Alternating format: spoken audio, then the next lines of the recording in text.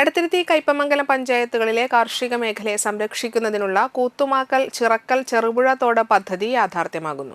ഉദ്ഘാടനം ഈ മാസം 8-ന് നടക്കും. എടത്തിരുത്തി കയ്പമംഗലം പഞ്ചായത്തുകളിലൂടെ ഒഴുകുന്ന ചിറക്കൽ ചെറുപുഴ തോട് വഴി ശുദ്ധജലം പ്രവഹിപ്പിച്ച് ഇരു പഞ്ചായത്തുകളിലെയും കുടിനീർ ക്ഷാമവും കൃഷി ജലസേചന പ്രശ്നങ്ങളും പരിഹരിക്കാൻ ലക്ഷ്യമിട്ട പദ്ധതിയാണിത്.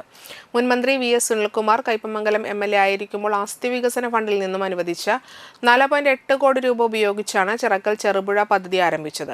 കൂത്തുമാക്കൽ ഷട്ടറിനടിയിലൂടെ KLDC കനാലിൽ നിന്ന് ടണൽ വഴി ശുദ്ധജലം എത്തിച്ച് ചിറക്കൽ ചെറുപുഴ തോട്ടിലൂടെ കൃഷിയിടങ്ങളിലേക്ക് വെള്ളം എത്തിക്കുന്നതാണ് പദ്ധതി. 2016 നവംബറിൽ നിർമ്മാണോദ്ഘാടനം നടത്തി പണി ആരംഭിച്ചെങ്കിലും 5 സ്ലൂയിസുകൾ മാത്രം നിർമ്മിച്ച കരാറുകാർ പണി നിർത്തിവെക്കുകയായിരുന്നു. കരാറുകാരനും ഉദ്യോഗസ്ഥരുമായുള്ള തർക്കമാണ് പദ്ധതി പാഴുതി വഴിയിൽ ഉപേക്ഷിക്കാൻ കാരണം. കരാറുകാരൻ ഹൈക്കോടതിയിൽ കേസ് ഫയൽ ചെയ്തതോടെ പദ്ധതി വീണ്ടും നീളാൻ കാരണമായി. 1.20 കോടി രൂപ E.T. ടൈസൺ MLA-യുടെ ആസ്തി വികസന ഫണ്ടിൽ നിന്ന് അനുവദിച്ച് പദ്ധതി റിവൈസ് ചെയ്ത് റീടെൻഡർ നടപടികൾ പൂർത്തിയാക്കിയാണ് പിന്നീട് പണി ആരംഭിച്ചത്.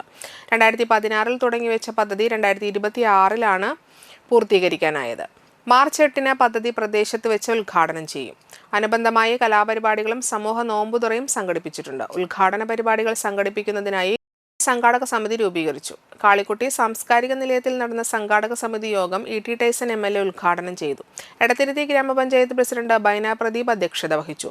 PM Ahmed, advocate VK Jyothiprakash, TK Chandrababu, AV Satheesh, Sheena Viswan, KC Sivaraman, CB Abdul Samad, PK Shaju, Umarul Farooq, TK Prakashan, PD Sajeevan, Rajendran Kothalath, RK Badaruddeen, Sreedevi Dinesh, KR Hari, Naumi Prasad, Aishabi Muhammad, Ajithakumari എന്നിവർ സംസാരിച്ചു. ബൈന പ്രദീപ് ചെയർമാനും അഡ്വക്കേറ്റ് VK ജ്യോതിപ്രകാശ് കൺവീനറും TK ചന്ദ്രബാബു ട്രഷററായും സംഘാടക സമിതി രൂപീകരിച്ചു.